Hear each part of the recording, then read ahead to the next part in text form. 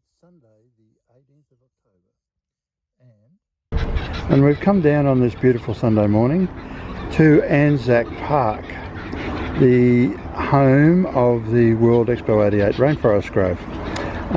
And this YouTube is about outlining why the World Expo 88 Rainforest Grove is finding itself in the middle of a very important precinct of memorial. Now, this is a clone of a lone pine from Anzac Cove in Turkey, and that was planted up here on the hill of Anzac Park. And as it happens, down this way is the World Expo 88 Rainforest Grove. You can just see the sign in the distance. However, it gets more interesting. Anzac Park at Toowoomba was probably the very first ever named, certainly in Australia, and therefore quite possibly the world. At the top of the hill there is also the Canon Garland Memorial tree, which was planted on the anniversary of the 80th year of passing of Canon Garland.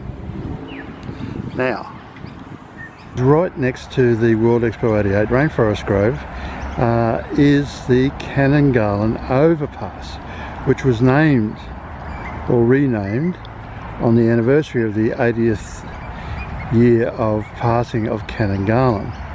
Canon Garland Overpass effectively lands smack bang in the middle of the Expo 88 Rainforest Grove, because it goes down that way to the Toowoomba bus terminal, and it then extends around here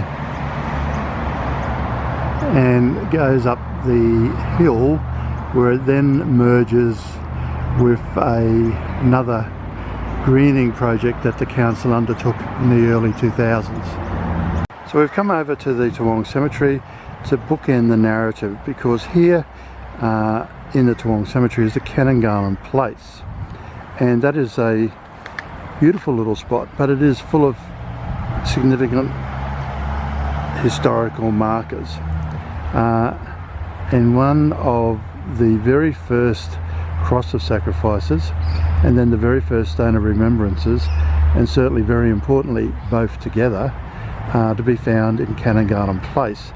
And what you're looking at was the centrepiece of the Anzac Day celebrations until Anzac Square was opened in the city in the early 30s.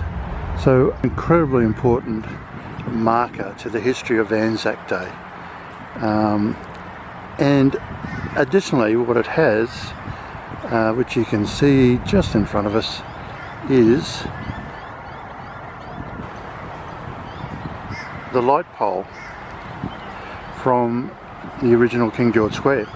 And that's important because it was in the original King George Square that the march past and salute occurred in those early Anzac Day marches that occurred in the very early part, pre-World War II, when Anzac Square was first opened.